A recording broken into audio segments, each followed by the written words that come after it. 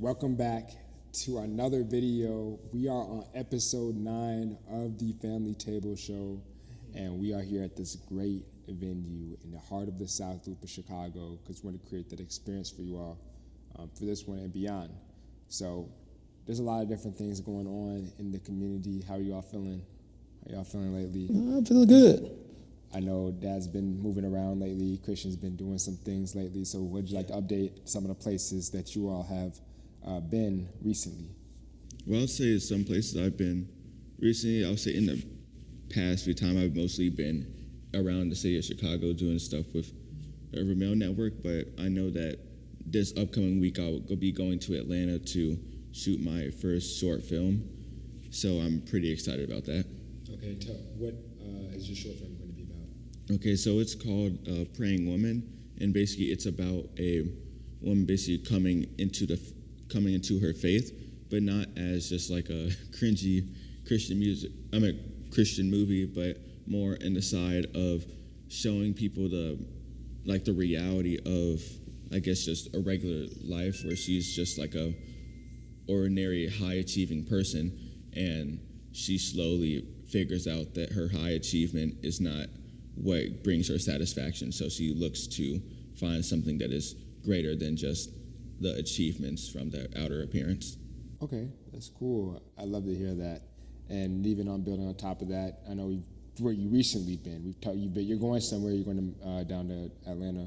We're going to talk about some more of that later. But what are some places you've been recently? Like you said, you've been shooting shots. Tell people what you've been doing. Some projects you've been kind of working on in the past, and just the perspective you've learned from being able to move around as a videographer, especially someone in college. Okay, so as someone who has been doing a lot of documentary work in the past few months, I've been able to travel to Oregon to work on this documentary. I probably won't share too much details on it because I'm still in like the building process of it. Well, just like a brief rundown. Like, yeah. Okay, what were you in Oregon? What were you doing? Yes. Yeah, that's what's the basics of it? Yeah, so basically I was in Oregon. I was there for the NCAA track and field championships. So that's what I was there for. I was basically shooting a documentary on HBCU track and field. So that was something I was doing recently. And then before that, I was in Birmingham, Alabama, shooting basically baseball for HBCU baseball, the SWAC tournament. And then before that, I was in Baton Rouge, Louisiana, doing track and field conference championships. And basically documenting that work of yourself being at a HBCU, Southern University.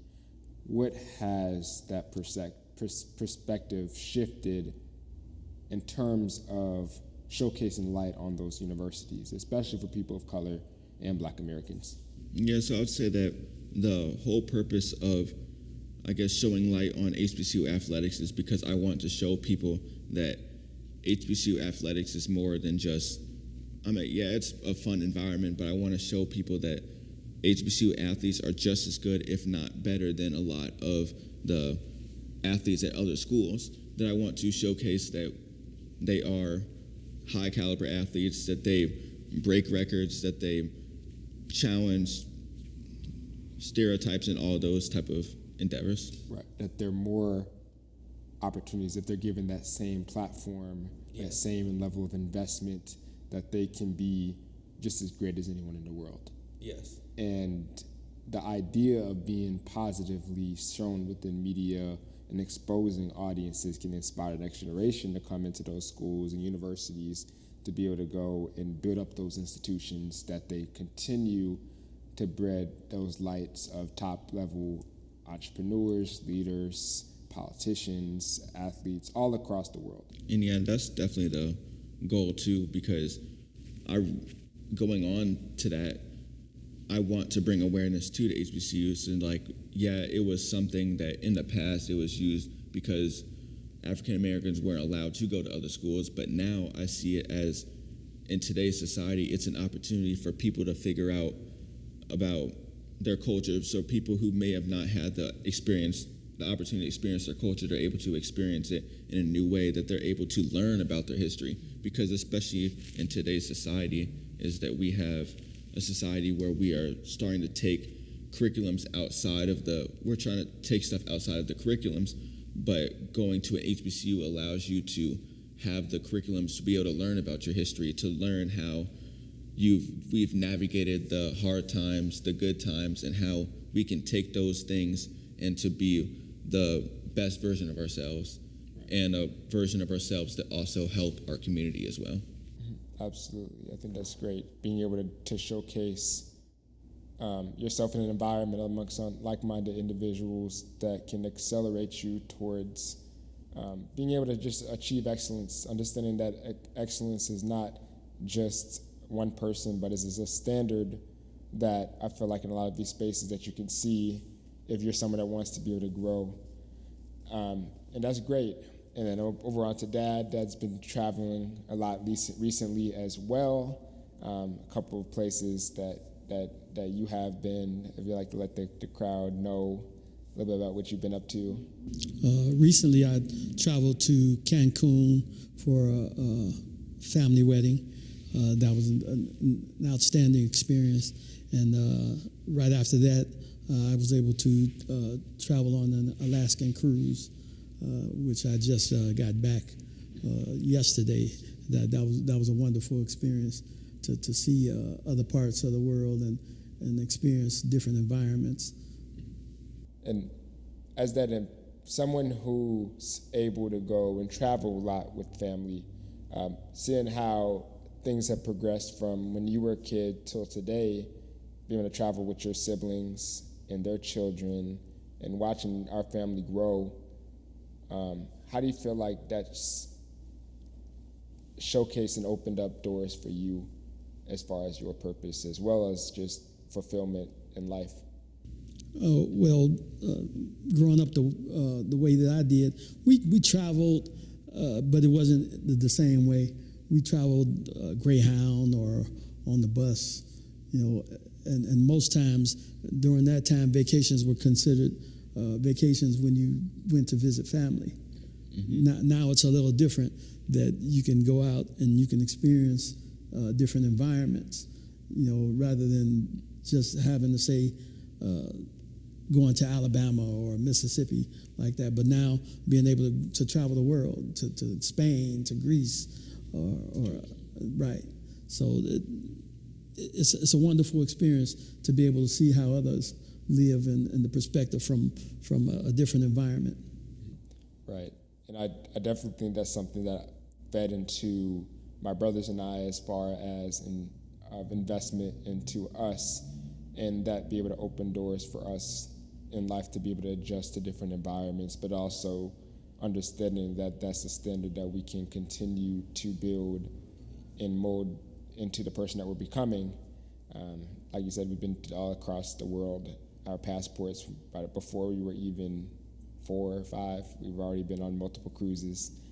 And then being able to go across is just something that I feel like for us is understanding that when you see more than just the community that you're in, that you really see what the possibilities of life that can come and the appreciation for many of the things that you have. Because a lot of people that's in America, they feel like a lot of the places that they are terrible. Mm-hmm. But when you realize that you go to other developing nations or other places where there isn't as much opportunity, yes, America has a lot of just challenges, but America has a lot of privilege. And when you go to other places in the world, you understand that when we're talking about what type of things that we don't like we talk about things that we can control, like we don't like this type of technology, we don't like this type of entertainment, we are trying to pick this type of restaurant. When other places, they're fighting over food and water, right, and they're fighting over getting jobs, when we're complaining about the job that we do have. Right. And we're trying to figure out what type of TV that we're going to, what type of show they're going to watch.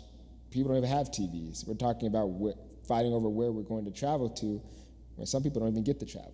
That's right. We're trying to fight over what type of people we're trying to impress, when people are just trying to make a living for themselves. And when you put that into perspective, you realize that we have to be able to understand that there are privileges that we do have as Americans, but understand that we can't be ignorant from the rest of the world. Right. And it goes back to being grateful for the things that you have, Right. and not focusing so much on the things that you don't have. Right. You know, there's possibilities, and you're able to achieve and accomplish many things, but in the same sense, you have to be grateful and you know, understand what you have. You have everything that you need. Right. And that's what I think real wealth is. It's being able to appreciate the things that you have and be able to continue to live your life with that, living below your means. Because a lot of people think that it's about the money that you can buy, but you're not wealthy if you make all the money, but you're spending all your money on things, and you don't have the appreciation of the small things. Like, I feel like that's one thing about America, is that America has focused so much on making money and creating a standard of excellence in certain areas that it's lost that connection of family and community, those small things that actually matter. And that's something that, like, you travel in the world, I feel like that's something that we continue to be exposed to, is the power of, like you said, the family reunion. The reason we do this show is not just to talk about wealth, but how families can be able to go and take some of this information and actually implement it to their life. Right. Understanding that we spend our money at Walmart, we spend our money at Coca-Cola, we spend our money at Apple, but why can't we spend money on our own families to help build up our family up? Whether that's being able to, like, create an investment fund or start a family business or invest in a vacation together or being able to help other people in the process. If a lot of people can go out and help other people that's not able to support or align their vision with their life, why can't you go and support your own vision and future? I would say that also brings up like another question of how would you say you find a balance between, I guess, building wealth for your family, but also building the wealth as in like community with our families? Because oftentimes some people can view, I guess, building connection between your family as getting them and basically taking them to like Alaska, taking them to all these different places, but maybe the emotional connection isn't there. So how do you balance both sides? I think really being able to, as a family, being able to go and build wealth as a family, but at the same time building an emotional connection, is being able to still understand that everyone is human. Mm-hmm. Understand that no one's going to be truly perfect, but at the same time being able to do what everyone's interested in. I feel like a lot of people might be focused on doing what they're interested in, but being able to do more about what their significant others might be interested in, whether that's learning more about their interests, like maybe that's watching a specific TV show or trying a new activity or going into a new environment that they're passionate about. So I think that's something that can kind of do that, but at the same time understanding that you're doing it all together. When a lot of people feel like they have to do and build wealth by themselves, they have that sort of strenuous activities as well as stress that can be put on themselves that might be able, for most people, hard to upheld. But when you understand that you're doing it together, like I said, it's way easier for 5 people to go and buy a house than it is for one person. Instead of someone trying to find $25,000 for one person, which is a lot more challenging than 5 people trying to come up with $5,000 each. And just with being able to understand, like you said, if you make money and build it towards your vision and your purpose, it's going to be something that's going to last way longer than any sort of investment property, any sort of car, any sort of just vacation. But it's about something that can help you all collectively towards that collective vision and unit that can continue to help people moving forward. Like if someone feels like they're invested in the process, invested in a job, or like they receive stock in a company, they're more inclined to be more productive and more inclined to feel like they're a part of something that increases the share price and productivity of a company. Mm-hmm. And that's a similar thing with a family. But my goal has always been to try to have all of us within our family to participate and feel as you're a part of the system. And by doing that, then you're also building the relationship between each individual in the family. Rather than having one person going out and achieving the goal or their goal, and then everyone else just coming on board. Because if we focus on this and do this together, to me it's more worthwhile. And also in the same process, you're building the relationship amongst one another. Right. And that's the thing. Being able to build that relationship is the thing that's going to go. Money can come and go, but your family's going to be there for you, whether your blood or not. But family is something that I feel like that is something that can stand far beyond the money. But that's something, just how you able to impact each other while you're together and be able to push your legacy moving forward. I know some people don't believe in legacies, but I believe in legacies. I believe in being able to understanding that once you leave this planet, what type of impact were you able to leave to the people that you love, but also the people that you're able to connect and build with. So I think that's something that's super important. And that's why it's so important on how you relate or deal with the individuals a part of your family. How you show the respect towards them, how you guide them, how you direct them, and how you care for them. Right. Christian, any thoughts? I definitely think that's very important, but I'll say even chiming into that, I feel like that a great way to balance both is to basically have designated times set to build with the incorporating everything is have set times where we as a family we're you know what, all of us as a family we're gonna have this as a goal. So maybe have the meetings together where we're at this time on these days we are having this meeting planning our vision, how we're gonna do this.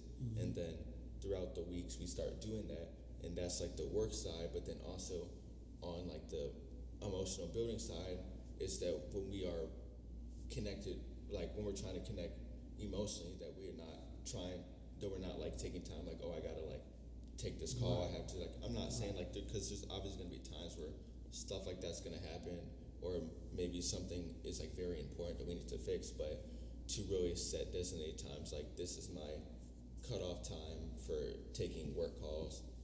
This is the time that I dedicate to my family to build the connection, so that we're not just a bunch of people who were wealthy, but we just resent each other because we just have a bunch of money but have no connection. Absolutely. Yeah, I think, like you said, just having some sort of structure. A lot of families don't have structure. It's about each person going their separate ways. Think of how you think of teams in basketball. For example, we played a basketball league yesterday, and yes, everyone might not be overall the strongest individually, but for a basketball team, if you have a bunch of players on the team that they have the best players in the world, but if they don't work collectively, they're not going to go and win games. And for example, my brothers and I, we're a little bit on the shorter side for basketball, and we played another team that had all the players that might have been over 6 foot, 6'2", 6'3", 6'4", and everyone is playing for themselves.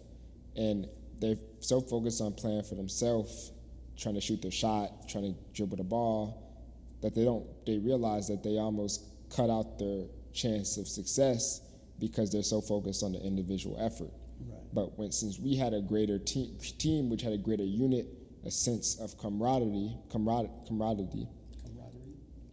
we were able to go and withstand those storms as far as being able to go and be able to come together and almost win. And we're people that don't even play this full time. These are people that play play it almost every day, but we play it for fun. So I really think it's a similar thing with a family. It's not about everyone being exceptional. That's why there's so many people that's very great at certain things, they're the smartest people, but they don't actually end up being successful because they're not able to go and connect with others in the process. And I think that's one thing that's super important. Because even going back to the basketball part, was that I feel like my role more was as like a support role, so more of like help, like basically moving the ball, passing to the people who need to be passed to. Right. Then even from a standpoint of when I saw you in positions, is that knowing you and like having that like emotional connection with you, I basically know the type of plays that you would probably pass it to me. I know the type of look that would happen where you are trying to go for this certain look. So when I start noticing those things, I'm able to compliment you in a way that would help benefit the team. But if we all are just big individual people, Right. is that it won't work, because, and especially with games like that, is the best team is the team that works together. Right. A lot of people are so focused on being the main player that they end up losing the team collectively. Right. A lot of people want to have the spotlight, but they're not.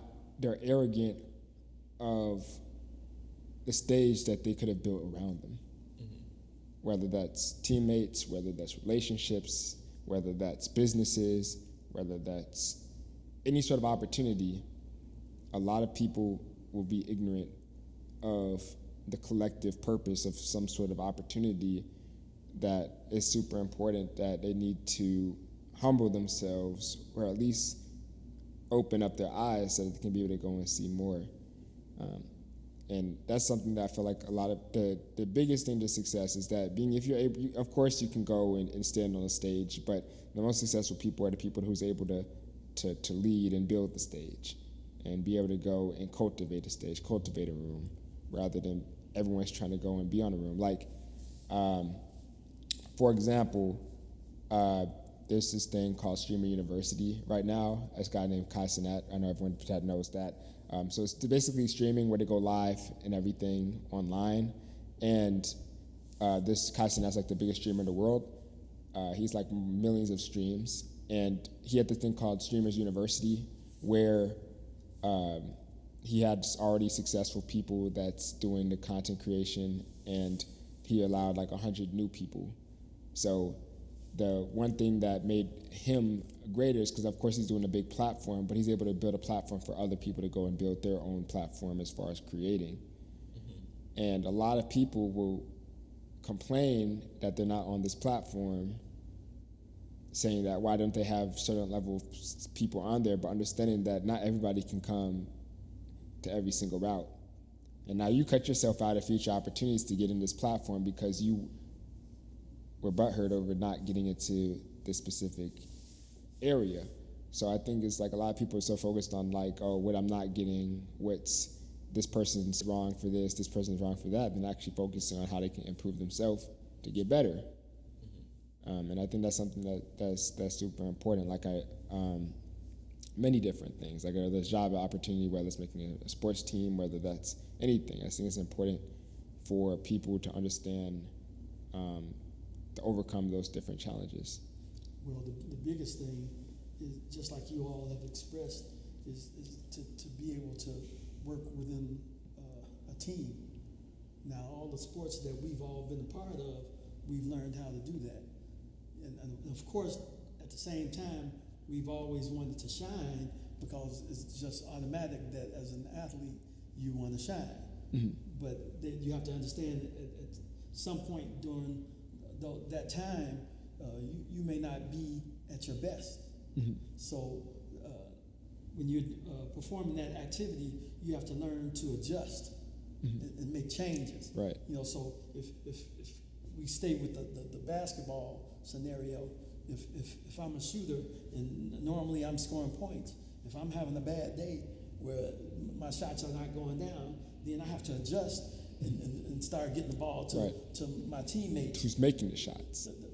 Absolutely. So again, you know, you're making a change, just like at work. You know, I've always been accustomed to being in front and being able to do things from the front. But I don't have a problem with stepping back and let other folks step up and do things. Right. What I've observed over the years is that people that are in the front want to stay in the front, and they don't want to pass else. it up. Yeah. and that's something that limits their team. And a lot of people, like I said, even yesterday we were watching this game and we see so many people that they'll go in and focus so much on them, like they're complaining about a call, but you're messing up your team because you're giving up a layup. Right. Get down the court. You're so focused on you trying to score that you don't miss out on an opportunity that your teammates open for open shot. Right. Or you put the pressure on your teammates because now they have to make up for your spot because you're not where you're supposed to be. Right. You're just digging your team into a deeper hole.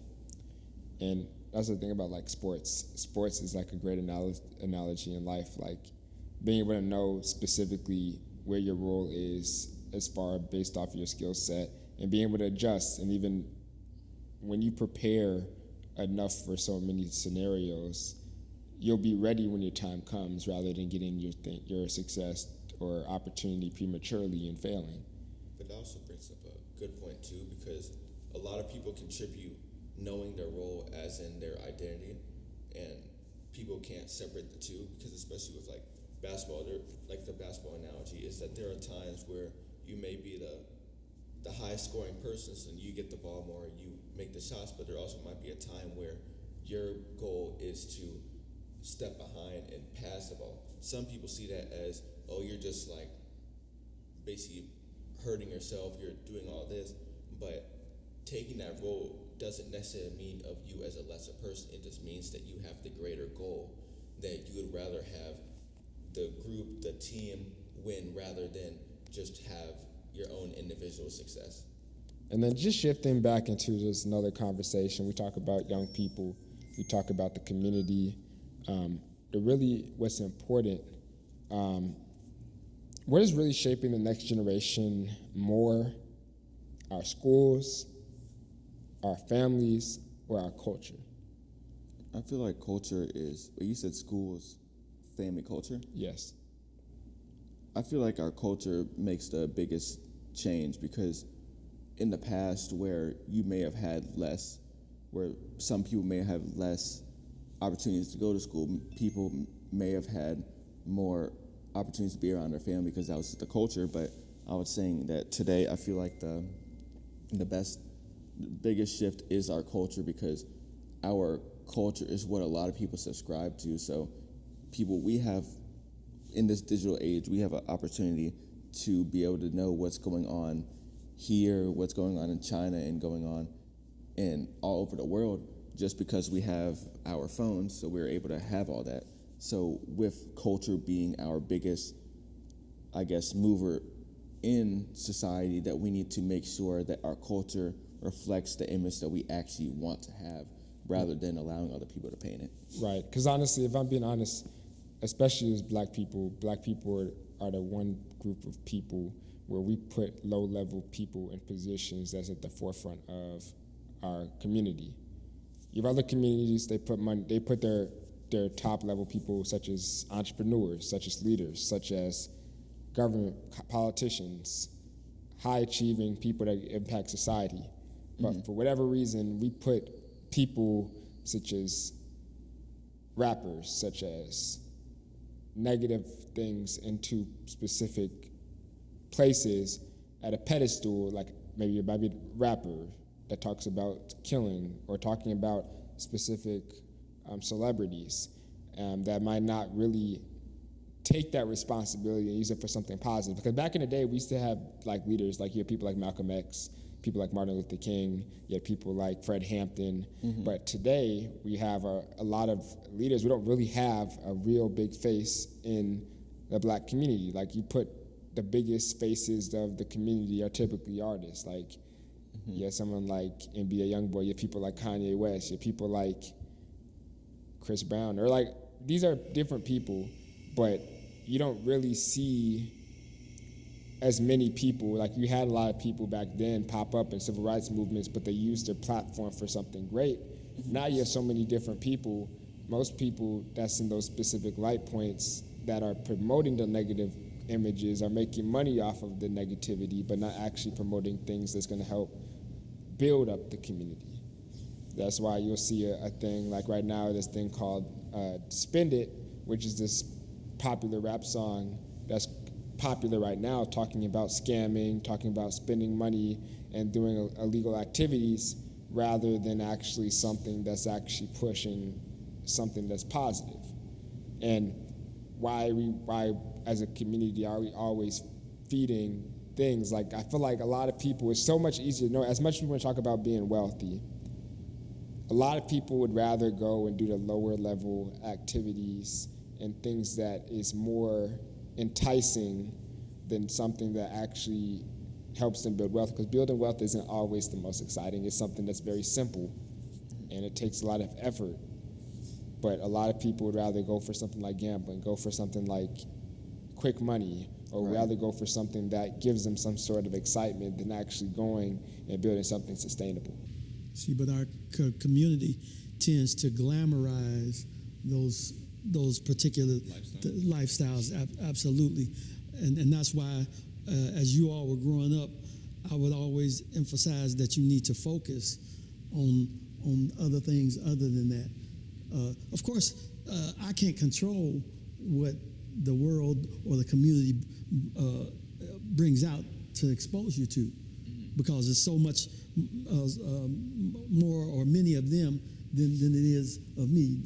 You'll be exposed to them probably more during the day than you will with me, and that's why my focus has always been to tell you to think about and focus about the things that they're emphasizing.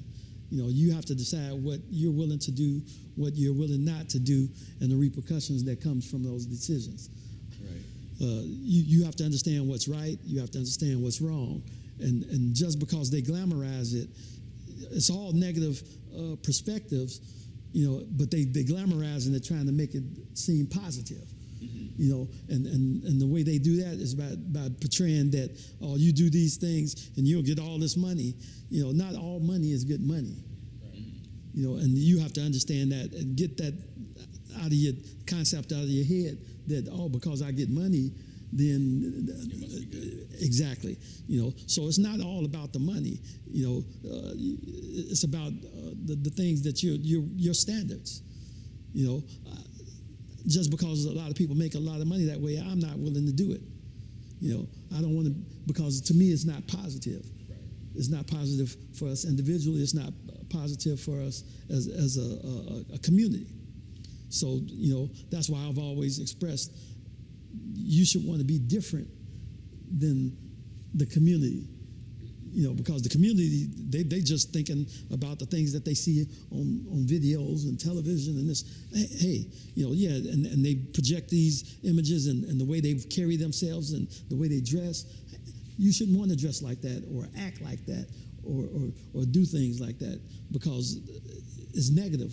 Whether the majority is doing it or not, whether it's popular or not. Popularity or majority doesn't determine whether it's the right thing to do. Mm-hmm. Right. I think even with, you look at it,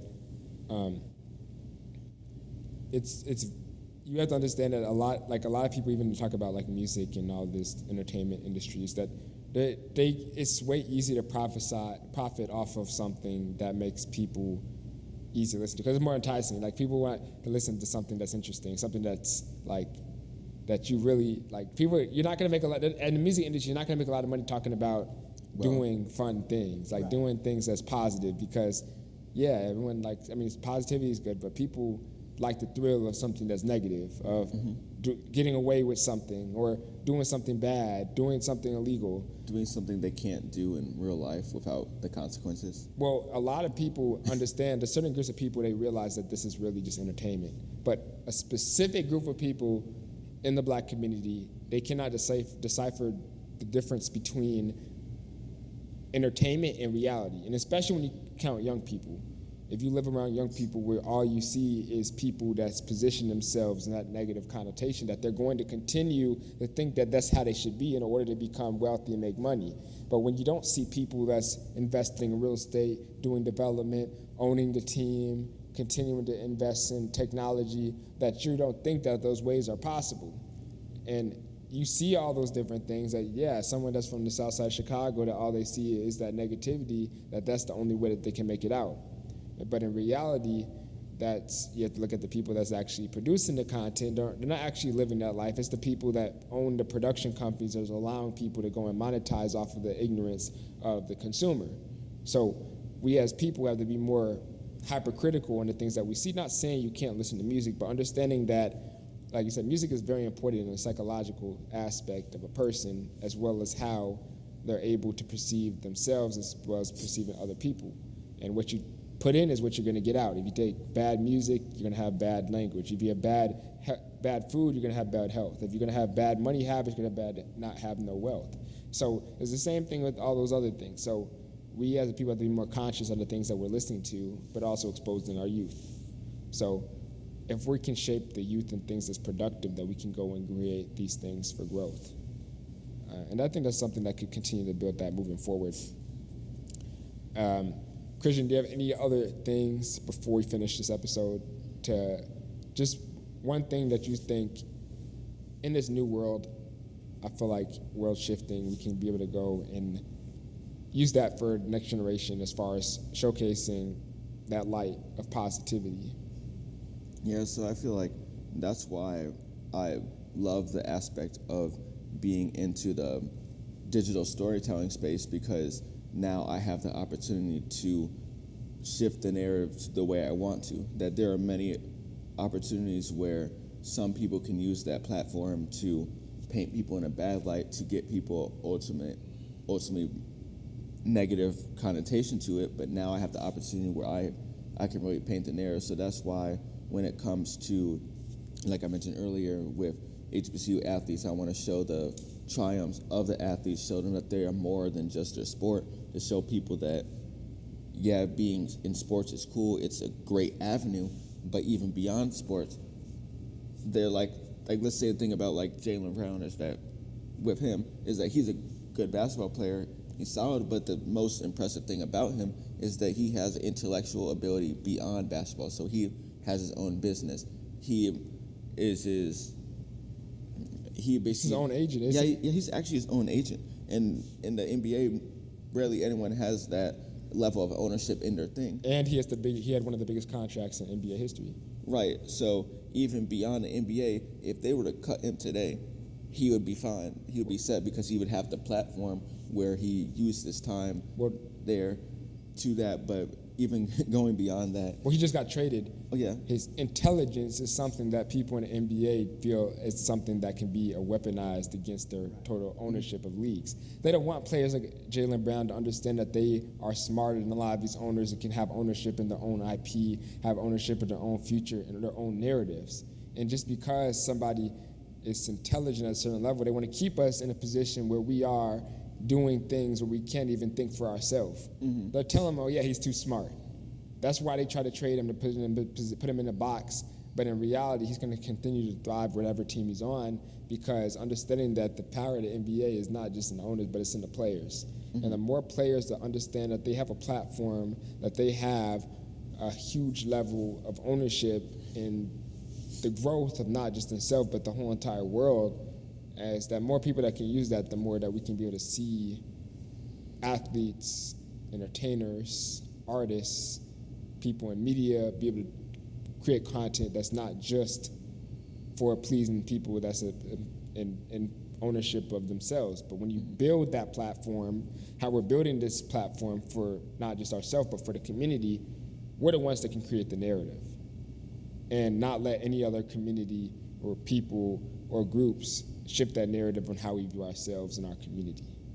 And that's one reason why we create this content, is not just for us, but it's for other families to understand that they can be wealthy in all avenues and achieve greatness in whatever they put their mind to. And the more that we expose them to different guests, different opportunities, that maybe they can go and reach their goals. Maybe that they can inspire their kids to be able to go and build their family and stop those generational curses and build generational legacy. So in other words, by doing the right things, they'll be able to control their own path rather than letting someone else control their path, or to have an hapless path where they don't know where they're going or don't know the direction that they're going. So the control, again, like you said, with the athlete Brown, he's controlling his path. Regardless of what the ownership does, he's able to control the path that he goes in, regardless of what obstacles that he may face. Right. And that's the important thing. But you got to have the right mindset and the right focus to be able to do that. Right, absolutely. So everyone, make sure you all use this information. Make sure you all like and subscribe. Continue to share more content. We have some more things coming soon. We got this vlog coming out from this experience we here at this amazing venue in the South Loop of Chicago. You'll see more of that. So stay tuned for that. Hope you all have an amazing week, and we will talk to you all soon. Yeah, I'll see y'all later. Blessings.